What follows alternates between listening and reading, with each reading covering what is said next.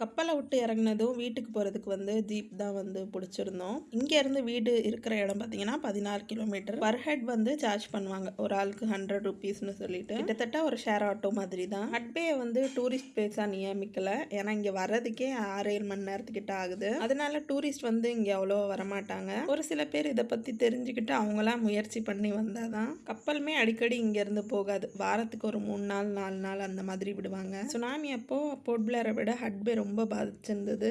2 மாடி அளவுக்குலாம் தண்ணி அடிச்சிட்டு போயிருந்துச்சுன்னு சொல்லியிருந்தாங்க. சுனாமி அப்போ நிறைய டேமேஜ் ஆயிருந்ததெல்லாம் இப்போ நல்லா டெவலப் பண்ணிட்டாங்க. ஹட்பே பொறுத்த வரைக்கும் நேச்சர் தான். நிறைய வாட்டர் ஃபால்ஸ், பீச்சஸ் இதெல்லாம் தான் இருக்கு. வீட்டுக்கு வந்ததும் பக்கத்தில் சுற்றி பார்க்கணும்னு சொல்லிட்டாங்க. ஸோ நானும் பிள்ளைங்களும் சும்மா ஒரு ரவுண்ட் அடிச்சுட்டு வந்துடலான்னு கிளம்பிட்டோம். இங்கே வந்து எங்கே பார்த்தாலுமே நல்லா பச்சை பசேர்னு மாமரம், கொய்யா மரம் இது எல்லாமே நிறையா இருந்தது. அப்புறம் நிறைய கலர்ஃபுல்லான பூக்கள்லாம் இருந்தது. ஸோ அதை வந்து பிள்ளைங்களாம் பறிச்சுட்டு இருந்தாங்க.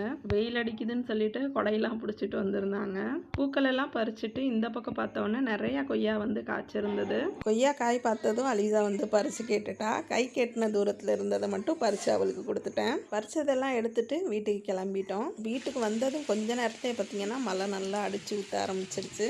அந்தமானை பொறுத்த வரைக்கும் எப்போ மழை பெய்யும் எப்போ வெயில் போடுன்னு கணிக்கவே முடியாது. ஈவினிங் போல் வந்து அக்கா வேலை பார்க்குற ஸ்கூல் கிட்ட தான் போயிருந்தோம். வீட்டிலேருந்து ஸ்கூல் 5 மினிட்ஸ் வாக்கபிள் டிஸ்டன்ஸில் தான் இருக்குது. அங்கே வந்து பிள்ளைங்க விளையாடுற மாதிரி ஊஞ்சல் சருகல்லாம் இருக்குதுன்னு சொன்னோன்னா பிள்ளைங்க வந்து போகணும்னு சொல்லிட்டாங்க. அங்கே போயிட்டு பிள்ளைங்களை கொஞ்சம் நேரம் விளையாட விட்டுட்டு அதுக்கப்புறமா அங்கேருந்து கிளம்பிட்டோம். இதே மாதிரி இன்னொரு வீடியோவில் சந்திக்கலாம். பாய்.